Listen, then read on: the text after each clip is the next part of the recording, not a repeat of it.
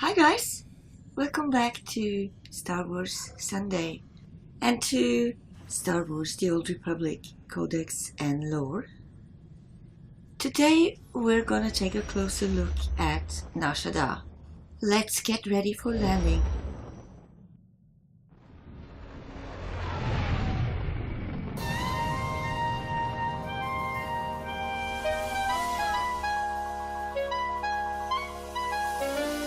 Nar Shaddaa. The so-called Smuggler's Moon is best known for one thing. Anything can be brought here if the price is right. Nar Shaddaa orbits Hutt, homeworld of the Hutt Cartel, but exists as a power in its own right. Criminal organizations and legitimate enterprises operate side by side, regulated only by the Hutt's whims. Gleaming skyscrapers house corporations, casinos, technology shops, spice houses, and every other type of business imaginable.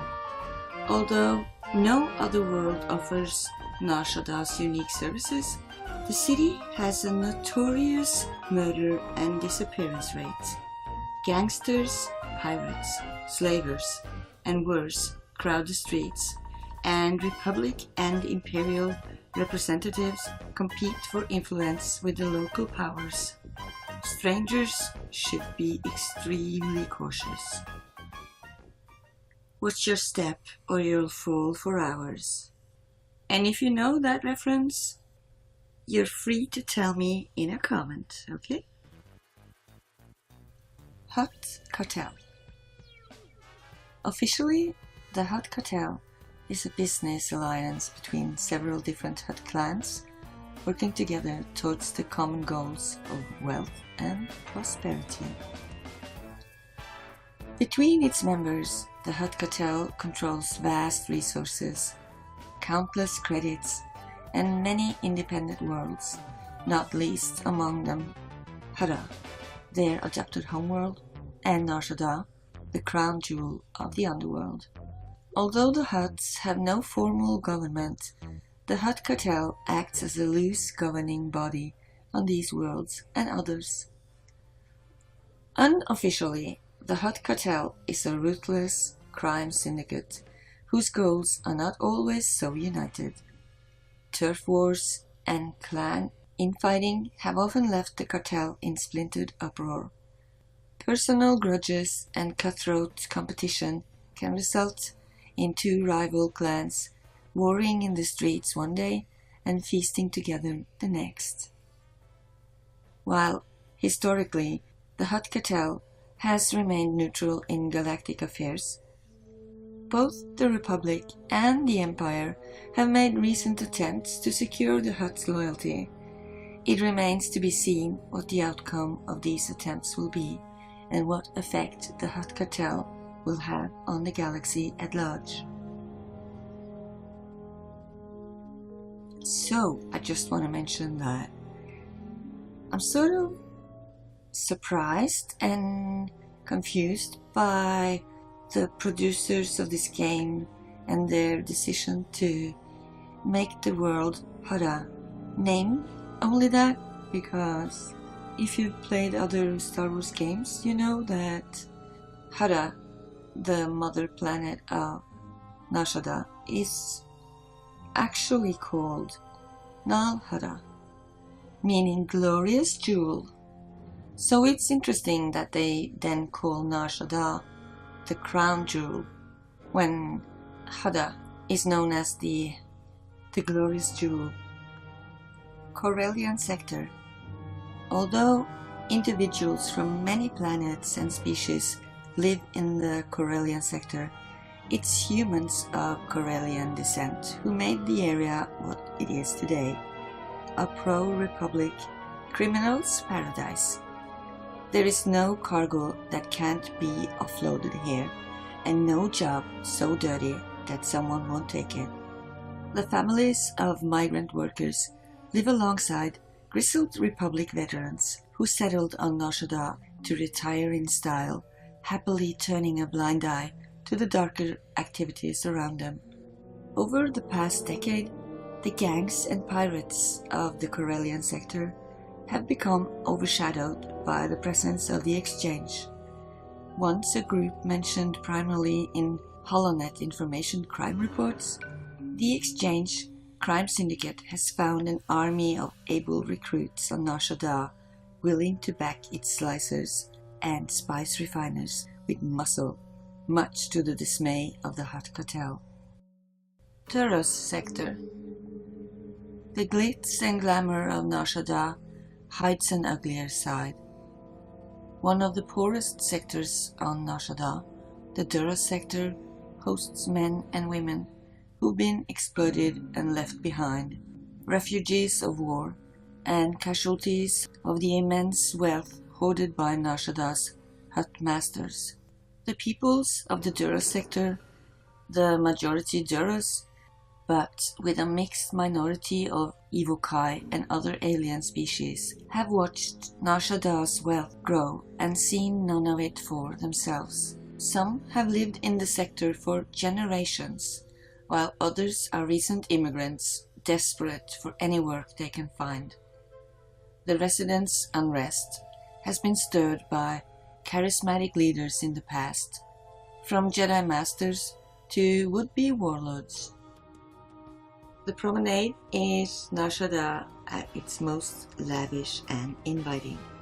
Divided into upper and lower levels, the area is covered by the Hutt's strict no-fighting policy and offers a rare respite from the conflict that racks the rest of the galaxy. Rivals and sworn enemies are expected to put aside their differences here, or else be brutally handled by Hutt Cartel enforcers. Clubs, entertainment venues, and high-end shopping line the arrival points from Nar Shaddaa's spaceports, and casual visitors can find everything they need at Promenade vendors. Speeders are available to many of Nar Shaddaa's districts, but by far the most popular routes lead to the Club Vertica and Star Cluster Casino. So if you haven't played this game before, then the first paragraph here is probably the most important thing to know about Nar Shaddaa, because Empire and Republic people alike can meet and go shop at the same store, rest in the same cantina and have a drink next to each other, and they're not allowed to attack each other.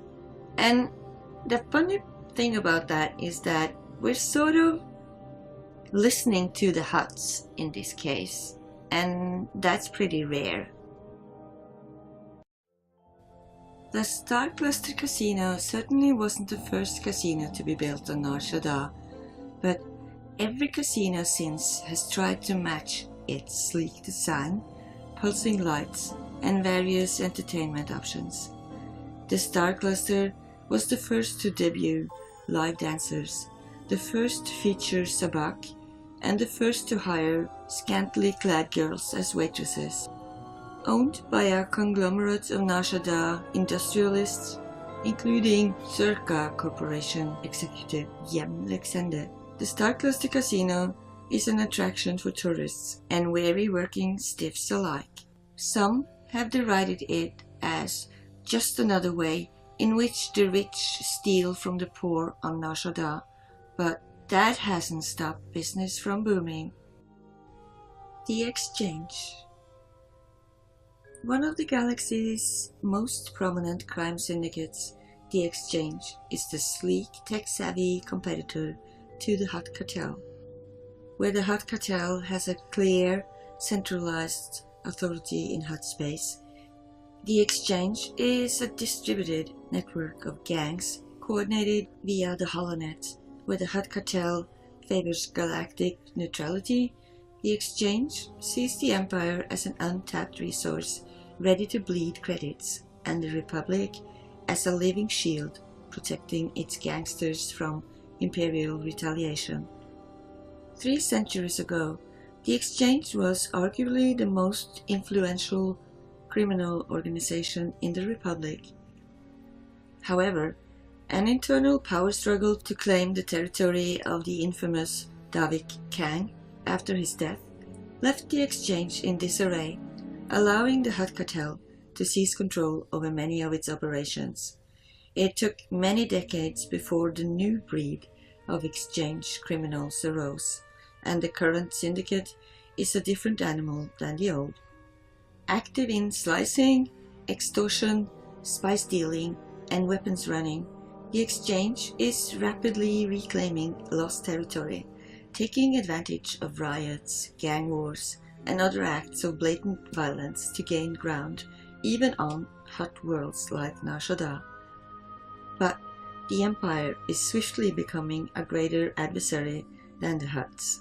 The exchange wants to be the first crime syndicate to make solid inroads into Imperial space and is willing to kill whoever it takes to get there. Vrblther. Indigenous to the planet Varl, Vrblthers were often kept as pets by rich and powerful Hutts. When Varl was vaporized over 10,000 years ago, the species survived only because many of the fierce bipedal predators had accompanied their owners to Nar Shaddaa and Hutta.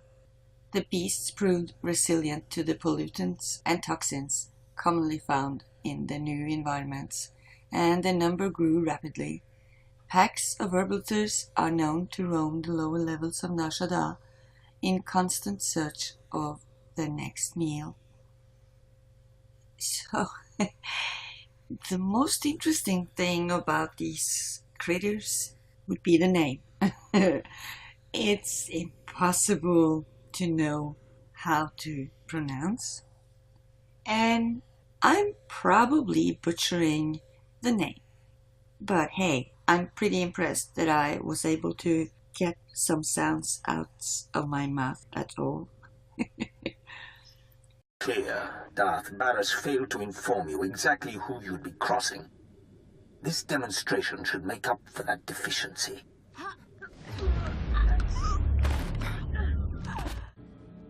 Lord Rathari. A young and ambitious Sith Lord, Rathari has been placed in charge of Sith interests on Nar Shaddaa by order of the Dark Council. Quiet and confident, Lord Rathari prefers the direct approach to dealing with opposition, using strength over finesse and subtlety. Darth Barras and Lord Rathari share a bitter hatred of one another.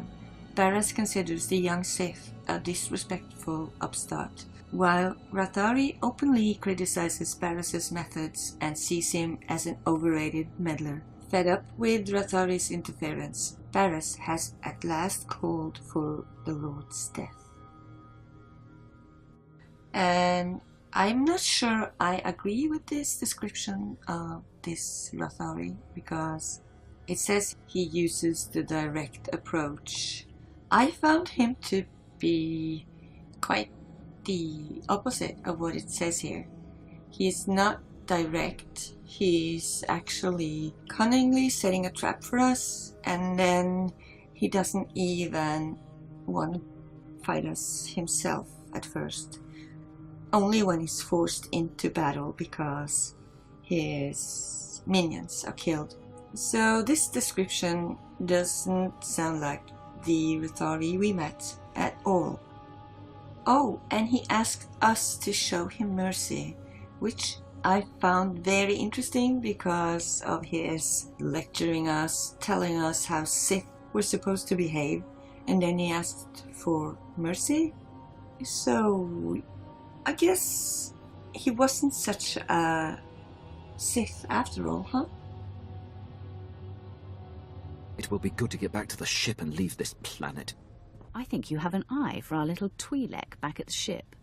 I'm not going to dignify that with a response. Malavai Quinn. An officer in the Imperial military, Malavai Quinn is loyal to the Empire and everything it stands for. Order, the glory of the Sith, and the conquest of the Republic. Following his mysterious disgrace at the Battle of Druckenwell, he was stationed on Balmorra, where he occasionally carried out small missions for Darth Barras, to whom he owes much of his career's early success. Duty-bound and honorable, Quinn is not afraid to express earned admiration for his superiors, but he is neither a bootlicker nor a mindless servant. He values competence alongside loyalty and will do whatever is necessary to thwart the enemy of the Empire as a whole and Darth Barras personally. He likes patriotism to the Empire, rewarding hard work, honor.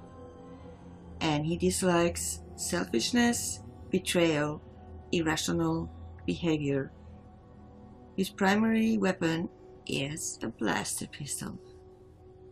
Yeah, and his blaster pistol has got this weird noise that I am not very happy about, so maybe I'll give him another.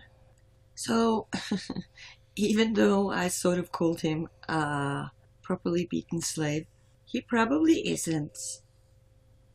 Although, he sort of sounds like one around Barras. So, maybe we'll have some talks with him later to find out what makes him tick. I'm not so sure though, because he's very professional when he's on the job.